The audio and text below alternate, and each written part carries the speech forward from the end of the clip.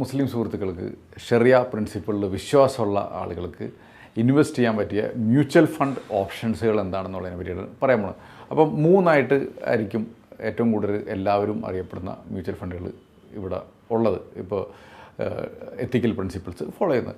അപ്പോൾ ആദ്യത്തെ Taurus mutual ഫണ്ടാണ്, ഇനി ടാറ്റ എത്തിക്കൽ ഫണ്ടാണ്, ഇനി നിപ്പോണിൻ്റെ ഒരു ETF ഉണ്ട് ഷെറിയ ബീസ്. ഈ മൂന്നെണ്ണമാണ് ഈ കാറ്റഗറിയിൽ നമുക്ക് എപ്പോഴും എല്ലാ പ്രിൻസിപ്പിൾസിൻ്റെ ഓഡിറ്റും കാര്യങ്ങളൊക്കെ നടത്തി സ്ക്രീൻ ചെയ്ത് മോണിറ്റർ ചെയ്ത് ഫോളോ ചെയ്യുന്ന മ്യൂച്വൽ ഫണ്ടുകൾ. അപ്പോൾ നമ്മൾ ടോട്ടൽ മുസ്ലിം പോപ്പുലേഷൻ ഇന്ത്യയിൽ നോക്കണമെന്നുണ്ടെങ്കിൽ ഏകദേശം ഒരു 18 കോടിയോളം നമുക്ക് ഉണ്ട്. അതിനേക്കാളും കൂടുതൽ ഉണ്ടാവും. ഞാൻ പണ്ടത്തെ ഒരു ജനസംഖ്യ കണക്കനുസരിച്ചിട്ടാണ് ഞാൻ ഈ പറയുന്നത്.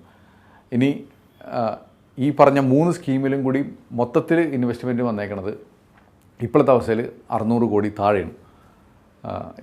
600 കോടി താഴെയാണ് AUM ഉള്ളത്.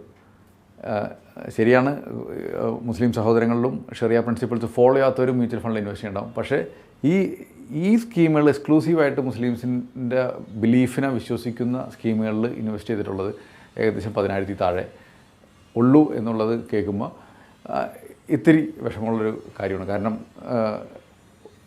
കാരണം ഇത്തരം പ്രിൻസിപ്പിൾസ് ബിലീവ് ചെയ്യുന്ന ആളുകളിലേക്ക് ഒന്നില്ലാന്നുണ്ടെങ്കിൽ ഇതിൻ്റെ നോളജ് എത്തിയിട്ടില്ല, അല്ലാന്നുണ്ടെങ്കിൽ അവർക്ക് ഇതെന്താണ് സംഗതി എന്ന് പൂർണ്ണമായിട്ട് മനസ്സിലായിട്ടില്ല. അപ്പോൾ ഒരു ഫേവർ ഈ കാണുന്ന എല്ലാവരും ചെയ്യേണ്ടതെന്ന് വെച്ചാൽ, ഇത്തരം ബിലീഫിൽ ഉള്ള ആളുകൾ നിങ്ങൾക്കറിയാമെന്നുണ്ടെങ്കിൽ ഈ വീഡിയോ അവരുമായിട്ട് ഷെയർ ചെയ്യാനായിട്ട് നിങ്ങൾ ശ്രമിക്കണം. അതോടൊപ്പം തന്നെ നിങ്ങൾ ഷെറിയ പ്രിൻസിപ്പിൾസ് ബിലീവ് ചെയ്യുന്ന ആളാണെന്നുണ്ടെങ്കിൽ കമൻറ്റിൽ പറയാം, ഞാൻ ഈ ഷെറിയ പ്രിൻസിപ്പിൾ ബിലീവ് ചെയ്യുന്ന ആളാണെന്നുള്ളത്. അത് നമുക്ക് മനസ്സിലാവും എത്ര ആളുകൾ ഷെറിയ പ്രിൻസിപ്പിൾസ് ശരിക്കും ഫോളോ ചെയ്യുന്നുണ്ടെന്നുള്ളത്.